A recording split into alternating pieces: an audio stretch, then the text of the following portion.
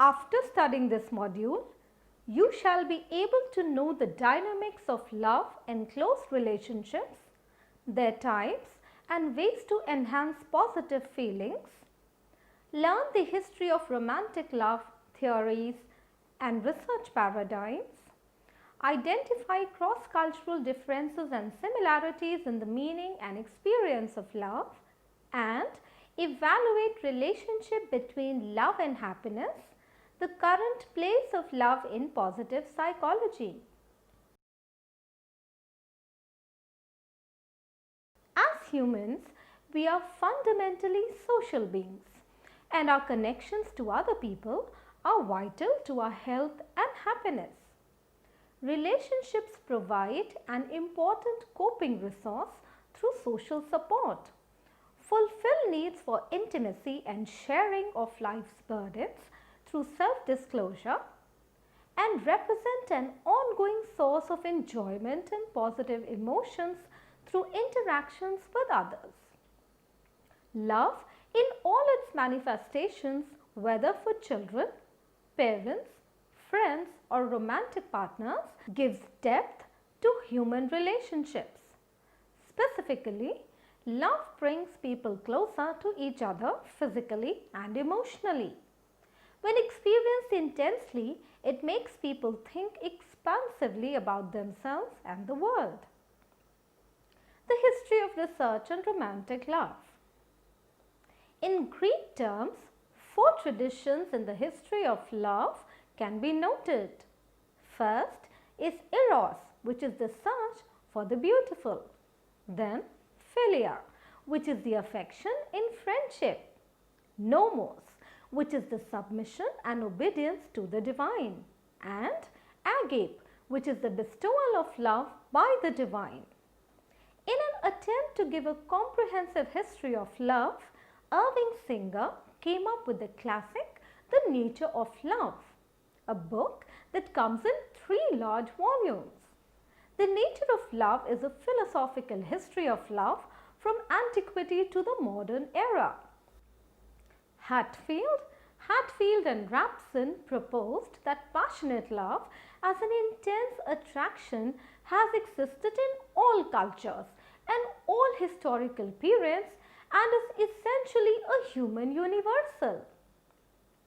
In one of their studies, Hendrick and Hendrick asked college students to write essays about their romantic relationships or about their closest friendship. Not only was friendship the dominant theme in describing romantic relationships, but almost half of the participants spontaneously named their romantic partner as their closest friend. Consistent with these findings, Sprecher and Reagan found that both companionate love and passionate love were related to commitment and relationship satisfaction. Friendship along with passion is thus an important ingredient of love. Later on, Hendrick and Hendrick also hypothesized that only during the last 300 years or so have cultural forces led people to develop a sense of self that was capable of loving and caring for a romantic partner over a lifetime. Simpson, Campbell and Bersheed examined college students' perceptions of the importance of love as a basis for marriage in data collected over a 30-year period. Students over time reported romantic love as being an increasingly important basis for marriage. Models for explaining love. Throughout history, scholars from a variety of disciplines have speculated on the nature of love. For example, as early as 1886, the German physician and pioneering sexologist Richard von Krafft-Ebing identified 5 types of love: true love, sentimental love, platonic love, friendship, and sensual love. Contemporary social and behavioral scientists also have proposed taxonomies that specify types or varieties of love. Two of the more common classification schemes were developed by psychologist Robert Sternberg and sociologist John Lee. Theories of love are difficult to classify. Nevertheless, they may be grouped under two broad headings: naturalistic or biological and psychological or social. Naturalistic or biological approaches. Recent studies have begun to explore some of the biological underpinnings of our need for belongingness. For example, oxytocin is a pituitary hormone which sometimes is referred to as the cuddle hormone because close physical contact such as touching, hugging and kissing stimulate its release.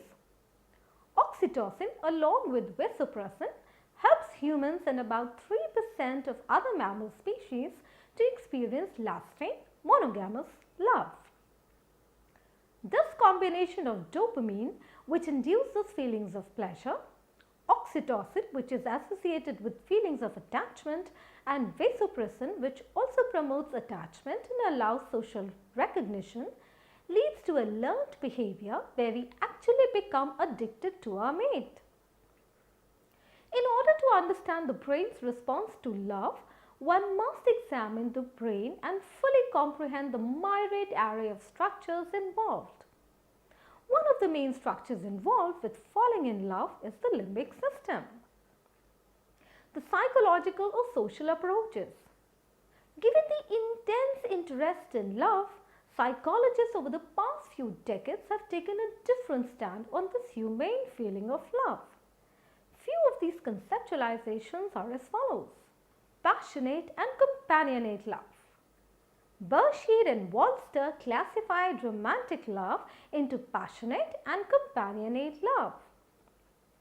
They defined passionate love as a state of total absorption of two lovers, typically involving strong sexual attraction, infatuation, exclusivity, and emotions that run full gamut from ecstasy to anguish. Companionate love, on the other hand, is manifested in a strong bond and an intertwining of lives that brings about feelings of comfort and peace. It is slower developing in comparison to passionate love and also less emotional, calmer, and more serene. The two forms can occur simultaneously or intermittently rather than sequentially, that is, from passionate to companionate. The triangular theory of love. In Sternberg's triangular theory of love, intimacy, passion, and commitment each represent one side of a triangle describing love shared by two people. The intimacy component is primarily emotional or affective in nature and involves feelings of warmth, closeness, and connection in the love relationship. The passion component is motivational and consists of the drives that are involved in romantic and physical attraction, sexual consummation, and related phenomena. The commitment component is largely cognitive and represents both the short-term decision that one individual loves another and the longer-term commitment to maintain that love. According to Sternberg, these three love components differ with respect to a number of properties including stability, conscious controllability, and experiential salience. The self-expansion theory of love. Aaron and Aaron, based on Eastern traditions, for instance Hinduism, concerning the concept of self, propose that humans have a basic motive for self-expansion. The emotions, cognitions, and behaviors of love fuel one's ability to expand the self. This growth of self may incorporate physical possessions as well as power and influence. Falling in love creates a rapid expansion of self boundaries and therefore is pleasurable. Relationship satisfaction is a natural byproduct of self-expansive love. Attachment approaches. This approach raises the intriguing possibility that some of our most basic and perhaps unconscious emotional responses to intimacy are shaped by the kind of relationship we had with our parents. It was developed out of the work of Bowlby and Ainsworth, who studied the types of relationships that infants form with their caregivers. Through these early attachments, children integrate perceptions of their social competence, appeal, and lovability with their expectations regarding accessibility, responsiveness, and consistency of caregivers. For example, Hazen and Shaver applied the attachment theory to adult love relationships, noting that it provides an explanation for both the joys and the sorrows manifested in adult love and embrace the categories of secure, avoidant, and anxious attachments. In 1991, Bartholomew and Horowitz further categorized the avoidant attachment type into dismissive and fearful. Central concepts. The prototypes of love. Researchers also have identified the prototypic features of love.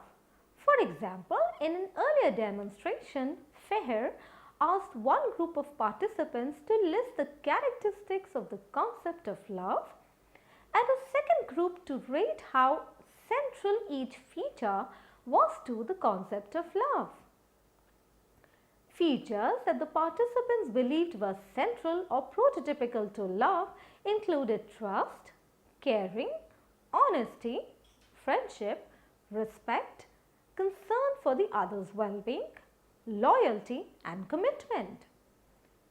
Features that were considered peripheral or unimportant to the concept of love included seeing only the other's good qualities, butterflies in stomach, uncertainty, dependency, and scary.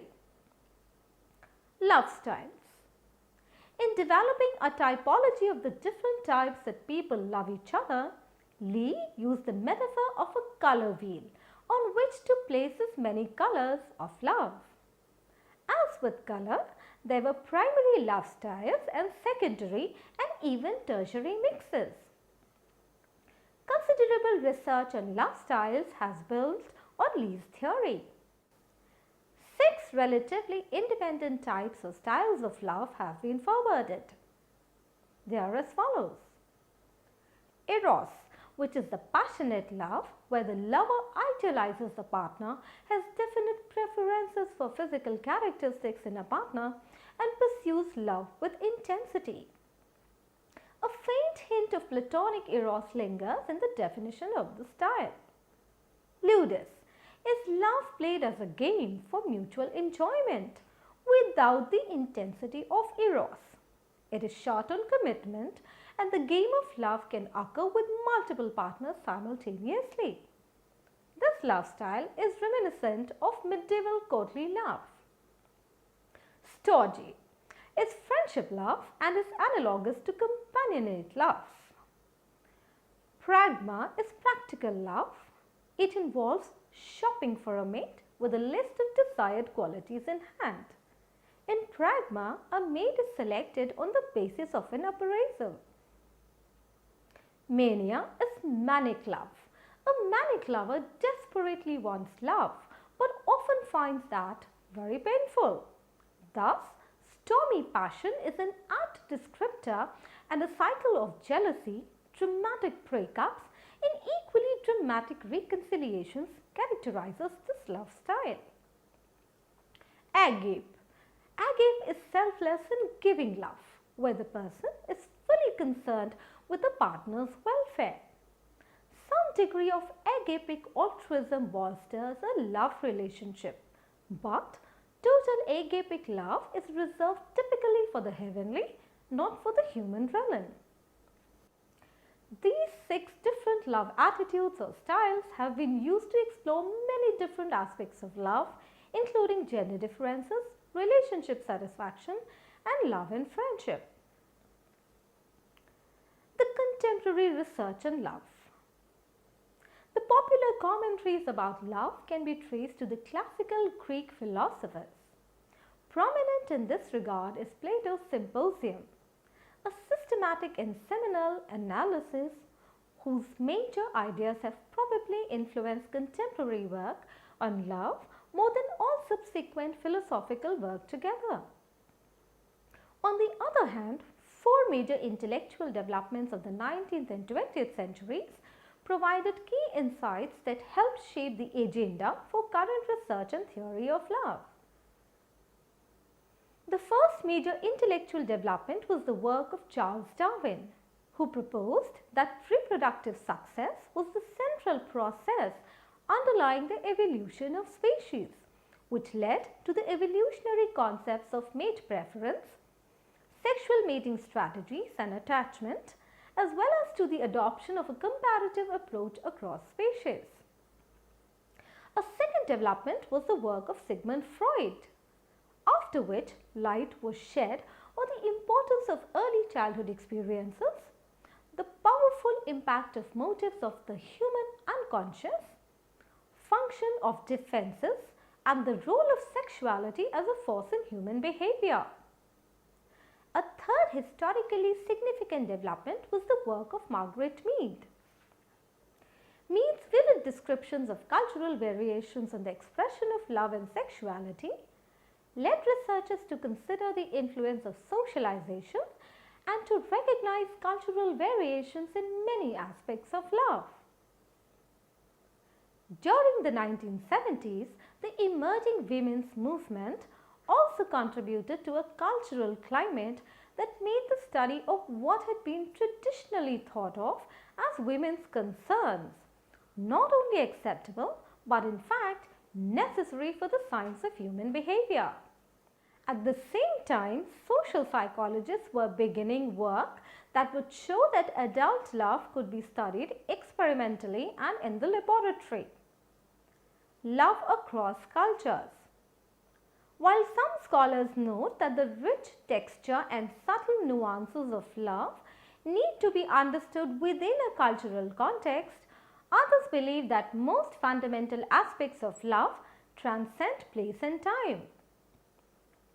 In studying ethnic groups in the US under the shadow of love, Hendrick and Hendrick found that Asian students scored lower on eros and higher on storge and pragma than black or white Americans.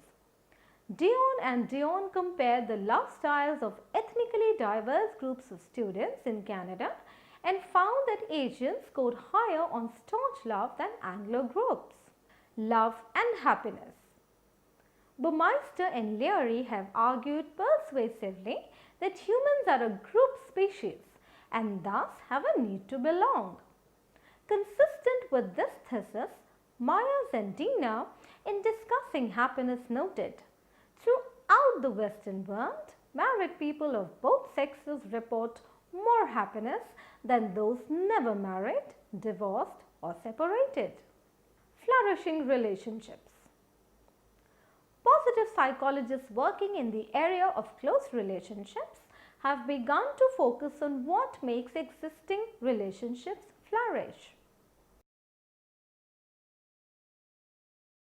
The minding theory of relationships by Harvey A. All describes how closeness in relationships may be enhanced. Minding refers to the reciprocal knowing process involving the non-stop interrelated thoughts, feelings, and behaviors of persons in a relationship. The 5 components of minding are knowing and being known, making relationship enhancing attributions, accepting and respecting, maintaining reciprocity and continuity in minding, interventions to increase love and satisfaction. Positive psychologists specializing in close relationships have proposed various measures to enhance their interpersonal connections. Shelley, Gable and Rees, however, chose to focus on the positive or appetitive processes in relationships. They found that the process of capitalization or telling others about positive events in one's life is associated with personal benefits as well as interpersonal benefits. Responding actively and constructively to good news that your partner shares helps increasing the positive feelings you share. Also, capitalizing on this behavior will make it more likely for your partner to reciprocate and practice the same, thereby boosting the satisfaction levels. Let us now summarize what we have learned in this module. Close relationships differ from casual day-to-day relationships mainly on the basis of the degree of intimacy shared. Romantic love relationships are of the most intimate kinds and most researched.